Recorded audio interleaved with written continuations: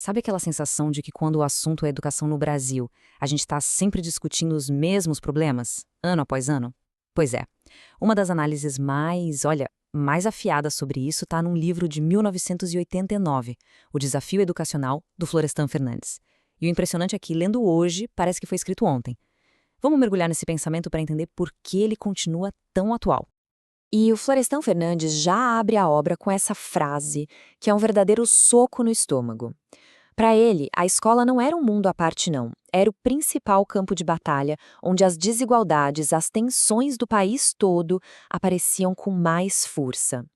Essa frase já dá o tom, né? O tom urgente e crítico do livro inteiro. E claro, para entender a obra, a gente precisa entender o autor. O Florestan Fernandes não era aquele acadêmico que ficava só na teoria, observando o mundo de longe. De jeito nenhum. Ele era um sociólogo, um político super engajado, que via o conhecimento como uma ferramenta de luta. O objetivo dele não era só analisar a sociedade brasileira, mas sim arregaçar as mangas e transformá-la. A fossa do livro vem muito do momento em que ele foi escrito. O desafio educacional não é só um apanhado de teorias. Ele é, na verdade, uma intervenção direta num momento crucial da nossa história. O Brasil estava saindo da ditadura, a Constituição de 88 tinha acabado de sair do forno e o debate sobre que país a gente queria ser, estava pegando fogo. E o Florestan olhava para tudo isso e viu o debate sobre educação como o centro de tudo. Era ali que o futuro da democracia brasileira ia ser decidido. A gente ia ter uma democracia de verdade ou só uma de fachada?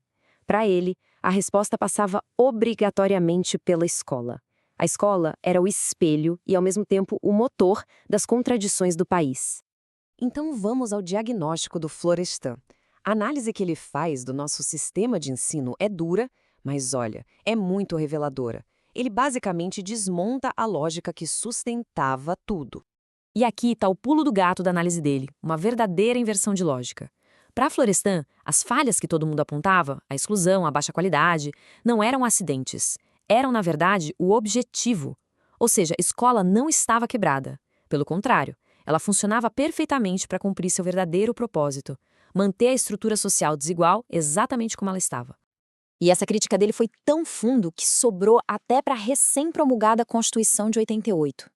Apesar dos avanços, o Florestan argumentava que ela mantinha as velhas estruturas ali, intactas. Por exemplo, quando ela permitiu que verbas públicas fossem parar em instituições privadas, na visão dele, a Constituição acabou enfraquecendo a escola pública e, no fim das contas, perpetuando um modelo de ensino para poucos. Essa crítica nos leva direto para o coração do conflito que o Florestan identificou, a grande batalha ideológica e financeira entre a educação pública e a privada.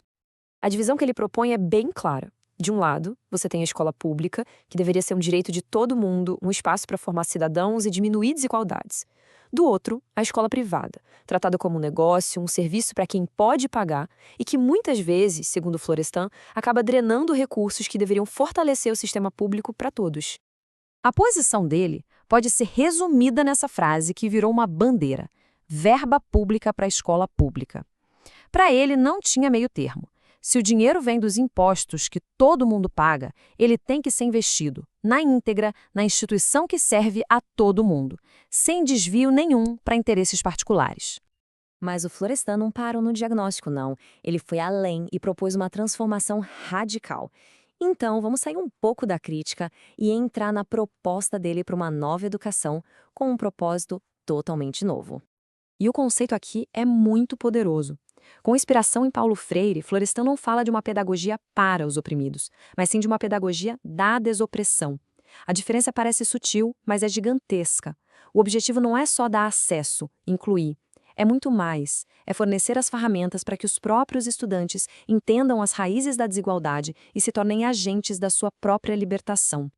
Essa visão toda se apoia em 4 pilares que estão super conectados. Primeiro, o fim da exclusão. Acabar com essa ideia de que existem cidadãos de segunda classe. Para isso, é preciso um novo tipo de professor, que não é mais um mestre autoritário, mas um parceiro, um companheiro de jornada. Aí, a escola se conecta com o trabalho real, não para formar mão de obra barata, mas para entender o trabalho de forma crítica.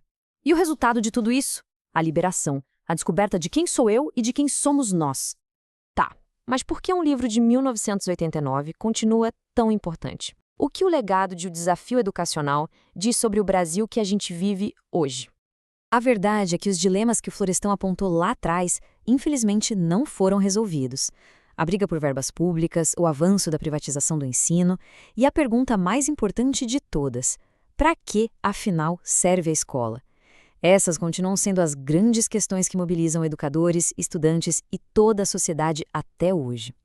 No final das contas, o desafio educacional não vem com respostas prontas, mas ele nos força a fazer a pergunta certa. A obra do Florestan nos lembra que, se a gente quer uma sociedade diferente, mais justa, a gente precisa, antes de mais nada, construir uma escola diferente. E mais de 30 anos depois, essa questão fundamental continua totalmente em aberto.